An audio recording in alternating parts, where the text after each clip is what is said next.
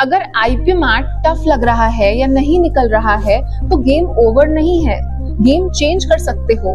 There is a great alternative to IPMAT which is the SAT exam. चाहे आप India के colleges target कर रहे हो या abroad, this one exam can open multiple gates for you. Hello everyone, I am Aradhya, your study abroad mentor, और आज हम लोग देखेंगे कि किस तरह SAT is a great emerging alternative to IPMAT.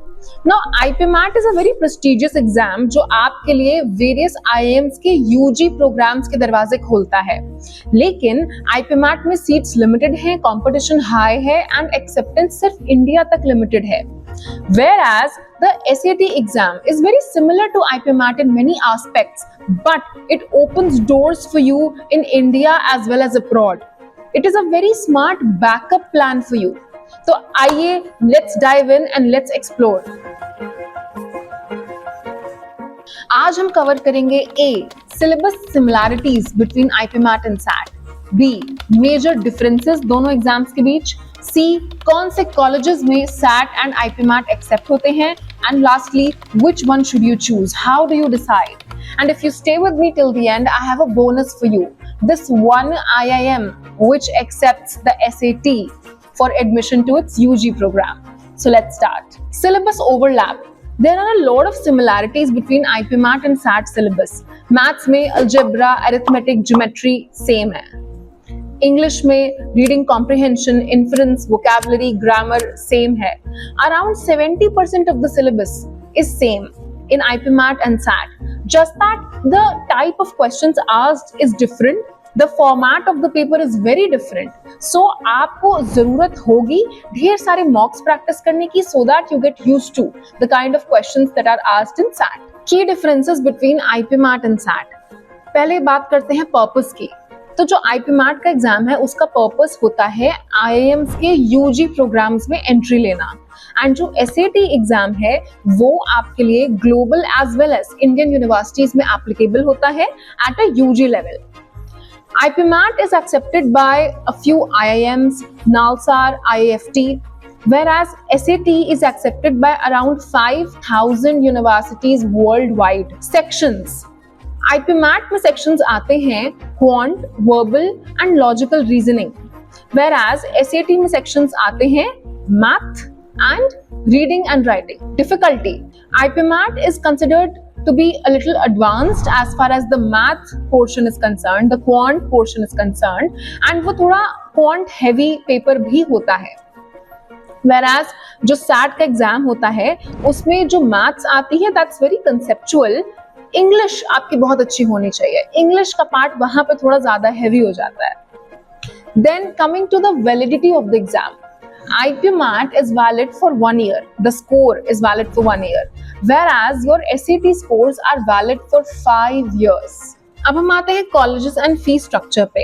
IIM Indore, Rohtak, इन सब का जो UG प्रोग्राम है, जो BBA या BA प्रोग्राम है फर्स्ट 3 इयर्स का, उसकी फीस रेंज करते हैं somewhere around 4 to 5 lakhs per annum. Then we have IIFT Kakinada जिसमें एडमिशन भी IPM के थ्रू होता है, उसकी फीस भी सिमिलर ही है, 4 to 5 lakhs per annum के अराउंड है.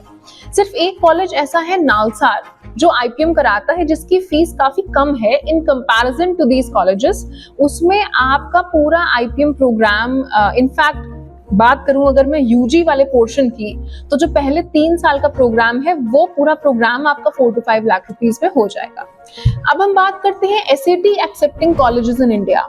तो वहां पे आपका शिव नादर यूनिवर्सिटी हो गया, OP जिंदल हो गया, इनके जो BBA प्रोग्राम्स हैं उनकी फीस भी ऑलमोस्ट सिमिलर ही है, 4 to 5 lakhs per annum.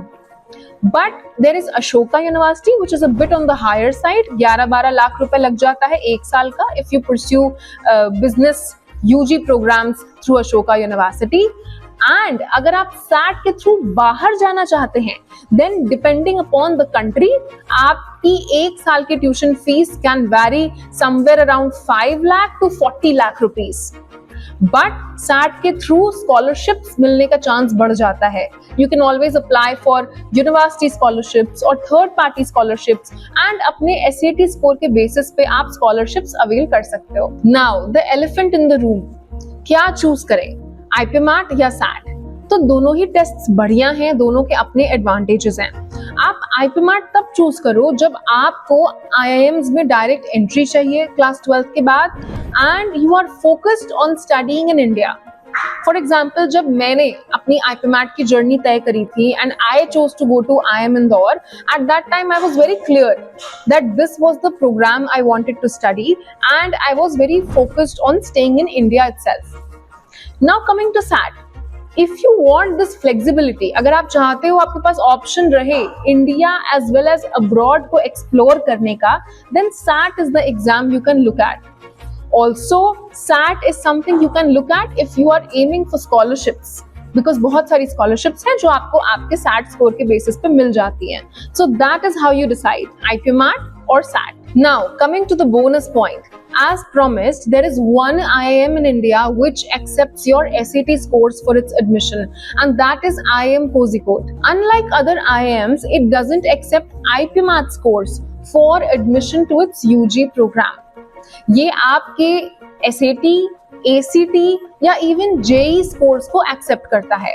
So if IIM Kozhikode is what you have in mind, then SAT can be a great option for you to get an entry to its UG BMS program. All in all, IPMAT is a high stakes, high reward exam. SAT is a globally recognized, versatile passport to opportunities. If the goal is global education, scholarships, then SAT wins on flexibility and ROI. But if your heart is set on the IIMs, then IPMAT is your direct route. इसके regarding और भी कोई questions, queries हो तो we are here for you. Please feel free to drop a comment, like, share, subscribe. Please do circulate it in your network if you feel कि आपके जान पहचान में बहुत सारे बच्चे हैं जो यूजी एग्जाम्स की तैयारी कर रहे हैं, जिनके लिए ये वीडियो यूजफुल हो सकता है, जो बच्चे आईपीमैट और सैट के बारे में और इंफॉर्मेशन गैदर करना चाहते हैं. प्लीज उनके साथ शेयर करिए. And if you have any feedback, any suggestions for us, we're here for you, all open, all ears. So please feel free to drop a comment in the comment section. Thank you so much for watching. All the very best to you for your future. This is Aradhya signing off. Thank you so much.